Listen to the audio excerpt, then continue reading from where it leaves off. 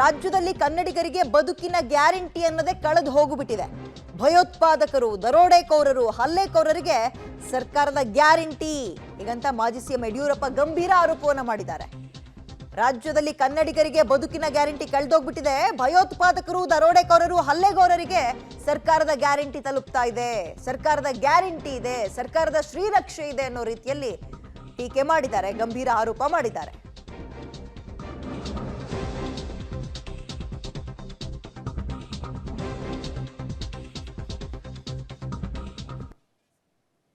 ಹಿರೇಮಠ ಅವರ ಅಮಾನುಷ ಹತ್ಯೆಯಾಗಿದೆ. ತನ್ನದೇ ಪಕ್ಷದ ಚುನಾಯಿತ ಪ್ರತಿನಿಧಿಯ ಮಗಳ ಹತ್ಯೆಗೆ ನ್ಯಾಯ ಒದಗಿಸುವುದನ್ನು ಬಿಟ್ಟು ಆರೋಪಿಗೆ ರಕ್ಷಣೆಯ ಬಗ್ಗೆ ಕರುಣಿಸಿದ ಸರ್ಕಾರಕ್ಕೆ ಏನು ಹೇಳಬೇಕು ಅಂತ ಗೊತ್ತಾಗ್ತಾ ಇಲ್ಲ. ಭಾರತದ ಭವಿಷ್ಯಕ್ಕಾಗಿ ಮತ ಕೇಳ್ತಾ ಇದ್ದಂತ ಬಿಜೆಪಿ ಕಾರ್ಯಕರ್ತರ ಮೇಲೆ ಕಾರು ಹೊರಿಸಿದ ಮತಾಂಧರನ್ನ ಹಿಡಿಯದೆ ಹಾಗೆ ಬಿಟ್ಟಿದ್ದಾರೆ. ಬೆಂಗಳೂರಿನಲ್ಲಿ ವಿದ್ಯಾರಣ್ಯಪುರದಲ್ಲಿ ರಾಮನವಮಿ ಹಬ್ಬದ ದಿನದಂದು ಭಕ್ತರ ಮೇಲೆ ಹಲ್ಲೆಯಾಗಿದೆ. ಕಲಾವಿದರಾದ ಹರ್ಷಿಕ್ ಪೂಣಚ್ಚ ಹಾಗೂ ಅವರ ಪತಿಯ ಮೇಲೆ ಹಲ್ಲೆ ಮಾಡಿ ದರೋಡೆ ಮಾಡಿದ್ದಾರೆ. ಹಾವೇರಿ ಜಿಲ್ಲೆಯಲ್ಲಿ ನಡೆದಂಥ ಸಾಮೂಹಿಕ ಅತ್ಯಾಚಾರ ಪ್ರಕರಣ,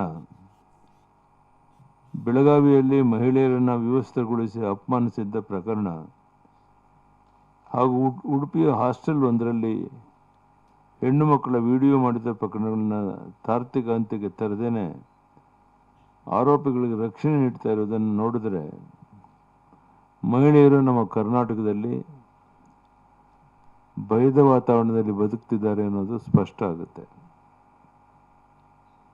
ಶಿವಮೊಗ್ಗದಲ್ಲಿ ಔರಂಗಜೇಬ್ ದ್ವಾರ ನಿರ್ಮಾಣ,